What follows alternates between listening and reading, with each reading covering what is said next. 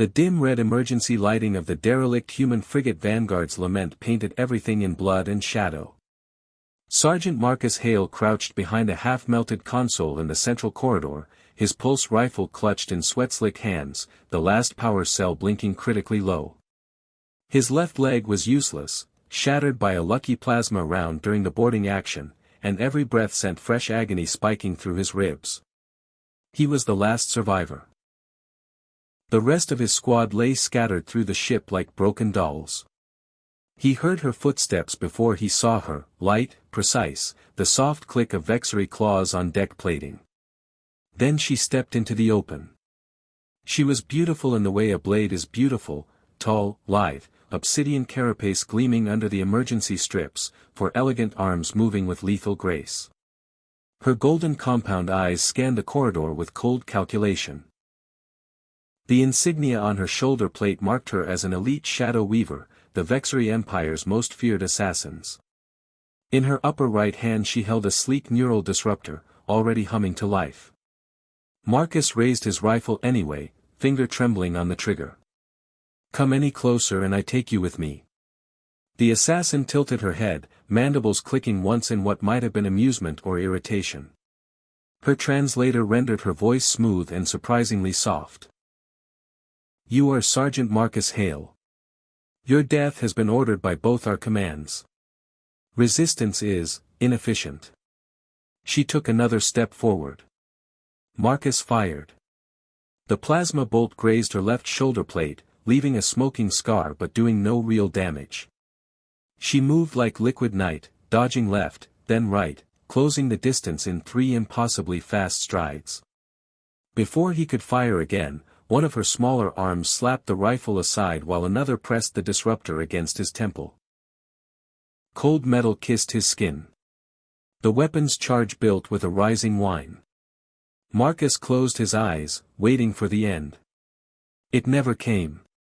Instead, the disruptor powered down with a disappointed sigh. The assassin's grip loosened. She stepped back, staring at him with an intensity that made the air feel heavier. "Why aren't you pulling the trigger?" Marcus rasped, chest heaving. She didn't answer immediately. Her golden eyes flickered, something unreadable passing behind them. Then she turned her head slightly, as if listening to a voice only she could hear. A comms implant, Marcus realized. Her command was speaking to her. Her mandibles tightened.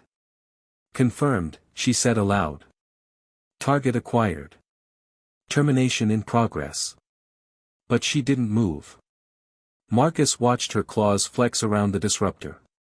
A tremor ran through her smaller arms, the kind of tremor that came from fighting an order burned into every instinct. "Something wrong, assassin?"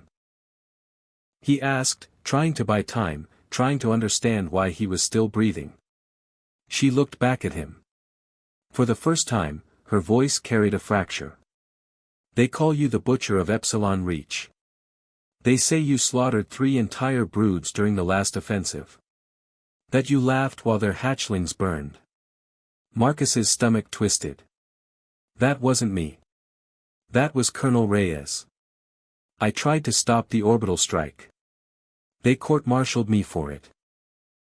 Stripped my rank, then quietly put me back on the front because I was useful. I've spent the last year trying to keep civilians out of the crossfire. That's why I'm here alone, covering the evacuation shuttle when your boarding party hit us." The assassin's head jerked as if struck. Her comms implant crackled again, louder this time. Marcus could hear the distorted vexillary commands barking through her earpiece. "Finish it. The human lies. Terminate. Now." She pressed a claw to her temple, voice dropping to a whisper only he could hear. "They are lying to me. They have been lying for cycles." Marcus's heart hammered. "Then don't listen to them. Walk away. Help me get off this wreck. We don't have to do this."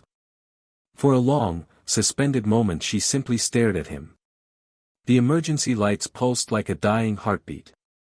Somewhere deeper in the ship, secondary explosions rumbled, fuel lines cooking off. Then she made her choice. With a sharp motion, she ripped the comms implant from behind her auditory plate. Blue ichor welled from the wound. She crushed the device in her claw and dropped the pieces to the deck. "I am done receiving orders," she said, voice steady now, almost serene. She holstered the disruptor and extended one of her larger arms toward him. "My name is Salarakesh. And I will not be the weapon they forged." Marcus hesitated only a second before grasping her offered limb. Her claw was cool and surprisingly gentle as she helped him to his feet, foot. He leaned heavily against her, legs screaming in protest. "Why?" he asked as they began limping down the corridor together. "You were sent to kill me. One pull of the trigger and you'd be a hero back home." Salarakesh supported his weight with two arms while her free hands checked the corridors ahead. "Because when I looked into your eyes, I saw the same thing I see in the mirror every cycle. Exhaustion. Regret. The weight of orders that no longer make sense. They told me humans were monsters. But you shielded civilians. You stayed behind so others could live. My command ordered the strike on the evacuation shuttle knowing it carried hatchling refugees. They wanted maximum terror. I can no longer serve terror." Another explosion rocked the ship, closer this time. Debris rained from the ceiling. Salarakesh pulled Marcus into a side alcove, shielding him with her body as sparks showered around them. When the shuddering stopped, she continued, voice tight with emotion. "I have terminated 17 targets in my career. Each time I told myself it was for the greater good. For the Empire. For peace. But tonight I felt the lie crack inside me. When my finger was on the trigger, I saw my own sister's face in yours. The sister my command sacrificed in a necessary raid 3 cycles ago. I will not add another innocent death to their tally." Marcus swallowed hard, throat burning. "I'm not innocent, Solara. I've got blood on my hands too. But I'm trying to be better. If you're really turning, then help me reach the auxiliary shuttle bay. There's one pod left. We can both get out of here." She nodded once, mandibles clicking softly in agreement. They moved as quickly as his ruined leg allowed. Her supporting him directing her through the twisting corridors he knew by heart. Twice they had to hide from Vexery search teams. Each time Salarakesh used her assassin stealth to slip past, or worse, silently neutralize her former comrades with precise strikes that left no alarm raised. Marcus watched her work with a mixture of awe and sorrow. She moved like death itself, yet every kill seemed to cost her something deep inside. At one point, as they crouched in a maintenance shaft while a patrol passed overhead, she whispered, "They will brand me traitor. My own brood will hunt me. But I cannot go back. Not after feeling what it means to choose mercy instead of orders." Marcus reached out and gently touched one of her smaller arms. "Then don't go back alone. Stay with me. We'll figure it out. Humans, we have a saying. The enemy of my enemy is my friend." But maybe sometimes the friend was never the enemy to begin with. Her golden eyes met his in the red gloom. Something fragile and new passed between them, trust, raw and terrifying. "You would risk sheltering the assassin sent to end you?" "I'd risk a lot more than that for someone who chose to save me instead." They reached the shuttle bay just as the ship's structural alarms began wailing in earnest. The Vanguard's Lament was breaking apart. Through the viewport they could see the distant lights of the Coalition fleet and, closer, the Vexery hunter-killer squadron closing in. Salarakesh helped Marcus into the single escape pod, then climbed in after him, sealing the hatch with practiced efficiency. As the pod ejected into the cold void, the frigate exploded behind them in a silent, brilliant fireball. Inside the cramped pod, drifting among the debris field, Marcus activated the distress beacon and collapsed against the bulkhead, breathing hard. Salarakesh sat beside him, one of her larger arms draped carefully across his shoulders in a gesture that felt both protective and seeking comfort. I terminated my command tonight, she said quietly, voice thick with the weight of what she had done. Not with a weapon, but with a choice. I do not know what comes next.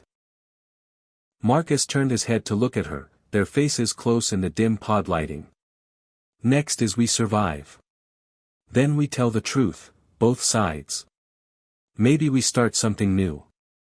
Something that doesn't end with assassins and butchers. A soft click escaped her mandibles, something like a laugh, something like a sob. She rested her forehead gently against his. Then let us begin with this. Thank you for still being alive when I found you. Thank you for giving me a reason to disobey. Marcus closed his eyes, letting the exhaustion and pain wash over him, tempered now by the warmth of her presence. The woman sent to end his life had instead ended the chain of hatred that bound them both. Outside, rescue beacons winked in the darkness. Inside the tiny pod, two former enemies sat shoulder to shoulder, human and vexary, soldier and assassin, bound by a single, world-altering decision. She had been sent to terminate him. Instead, she had terminated the war inside herself. And in the quiet aftermath of that choice, as stars wheeled silently past the viewport, a fragile hope took its first trembling breath between them.